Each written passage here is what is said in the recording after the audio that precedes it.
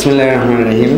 উপস্থিত সুধীবৃন্দ এবং মিডিয়ার ভাই বোনেরা, সবাইকে সালাম এবং শুভেচ্ছা জানাচ্ছি। আজকে এখানে বেসিক্যালি তিনটা বিষয়, নিরাপত্তা, দুর্নীতি এবং জ্বালানি, একই সাথে অনেকগুলো সমস্যার তুলে ধরা হয়েছে। ওই তিনটার বাইরেও আরও কিছু বিষয় আছে যেগুলো আমাদের বৈশ্বিক সংকট এবং অন্যান্য ঝুঁকির কথা যেটা পারভেজ বললেন।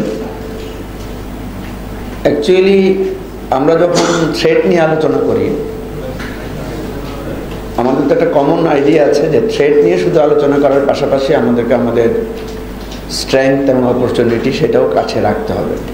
যদি আমরা সেটা রাখি তাহলে আলোচনাটা ফলপ্রসূ হবে। আদার দেন থ্রেট আমাদের এত বেশি যে আমরা এমন হতে পারে যে এটা থ্রেটের কথা ভাবতে ভাবতে আমরা স্থবির হয়ে যেতে পারি।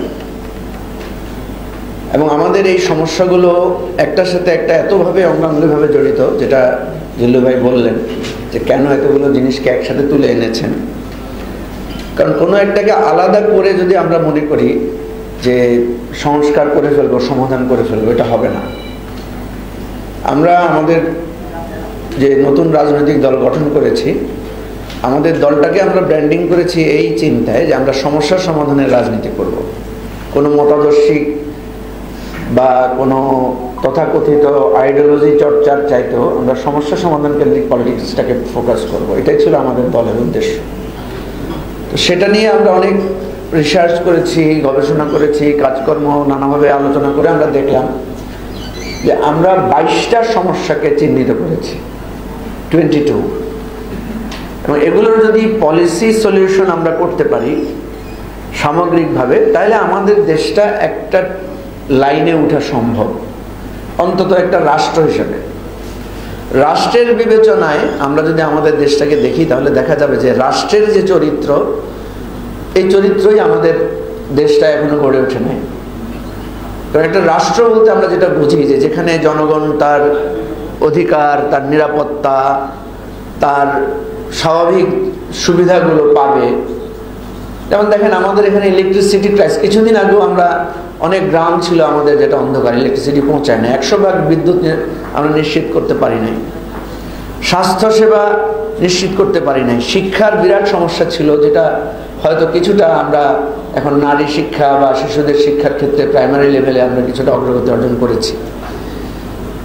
আমাদের প্রচুর পরিমাণে নারীদের মৃত্যু ঘটতো তাদের গর্ভধারণকালীন সময়ে, সেটাও কিছুটা নিশ্চিত করা গেছে এই অল্প কিছুদিন আগে। তো এই জায়গাটার সাথে যে আরো যে সমস্ত ঝুঁকিগুলো আমাদের সামনে উঠে এসেছে, যেটা খুবই মানে সাম্প্রতিক, সেটা কথা বলেছেন যে সাইবার সিকিউরিটি থ্রেট, জ্বালানির সংকট এবং জলবায়ু সংকট, এই সমস্ত বিষয়গুলো আমরা দেখলাম।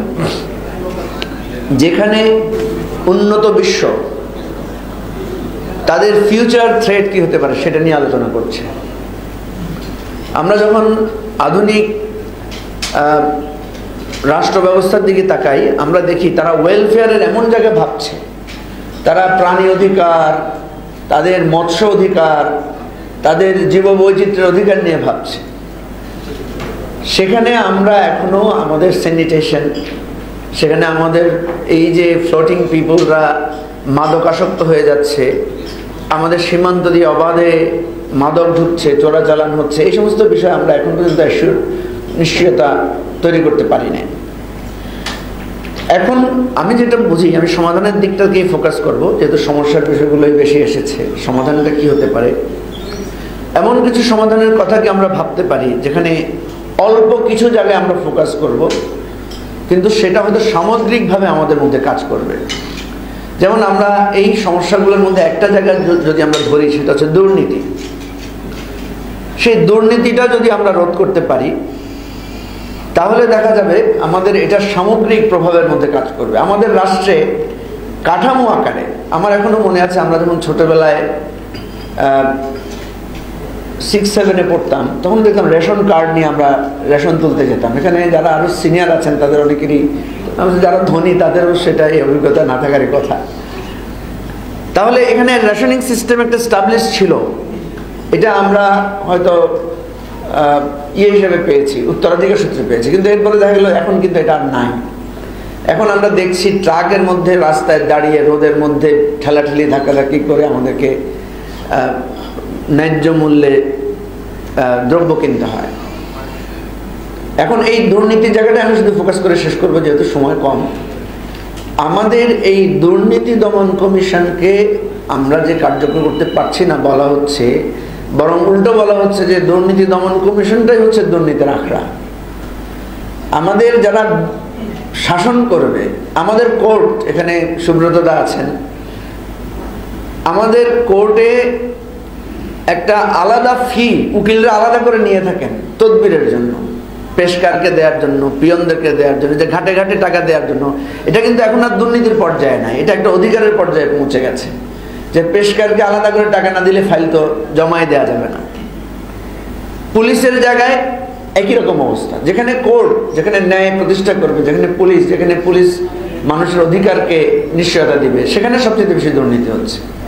তো এখন সলিউশনের জায়গাটাকে আমরা এইভাবে ভাবতে পারি কিনা যে কি কি কারণে মানুষ দুর্নীতিগ্রস্ত হচ্ছে। আমরা যদি এই সার্ভিসগুলোকে চিন্তা করে আমরা দেখেছি, যদি এটাকে প্রযুক্তিগত জায়গায় আমরা নিয়ে আসতে পারি, অনলাইন সার্ভিসের জায়গায় নিয়ে আসতে পারি, অনেক দুর্নীতি কমে আসে, অনেক আপনার কি বলা যায় যে মানুষের হয়রানিও কমে আসে। যেমন আপনি দেখবেন এখন আমরা ট্রেনের টিকিট, আমরা বাসের টিকিট, আমরা প্লেনের টিকিট আমরা যখন অনলাইনে করছি, এখানে কিন্তু আমাদের দীর্ঘসূত্রিতাও কমছে, দুর্নীতির সুযোগটাও রোধ হচ্ছে। পাসপোর্ট, ন্যাশনাল আইডি, এগুলোর জায়গায় যখন আমরা একটু অনলাইন বেসড বা ওয়েবসাইট বেসড সার্ভিস করছি, কমে আসছে। ইলেকট্রিসিটি বিল ইত্যাদির ক্ষেত্রে আমরা এগুলো করতে পারি। অর্থাৎ দুর্নীতির জায়গাটা একটা ম্যাসিভ আপনার প্রযুক্তিগত ব্যবহার আমরা করতে পারি। আর আদার্স যে নিরাপত্তাগুলোর কথা বলা হয়েছে, সেখানে মনিরুজ্জামান সাহেব আছেন, উনি হয়তো বলবেন রাষ্ট্রীয় জায়গার ক্ষেত্রে। আমি শুধু বলবো, রাষ্ট্র কাঠামোটাকে একটা রাষ্ট্র আকারে দিতে গেলে আমাদের আর তিনটা জিনিস যদি আমরা ঠিক করতে পারি।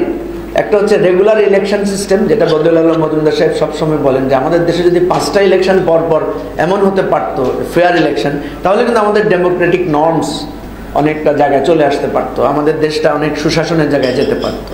তো এই পলিটিক্যাল স্ট্যাবিলিটির একটা সুযোগ আমরা পেয়েছি, ডেমোক্রেটিক নর্মসে ফিরে আসার একটা সুযোগ পেয়েছি এবারে। এটাকে যদি আমরা কাজে লাগাই, তাহলে হয়তো আমাদের একটা মৌলিক জায়গায় স্বপ্ন আমরা দেখব।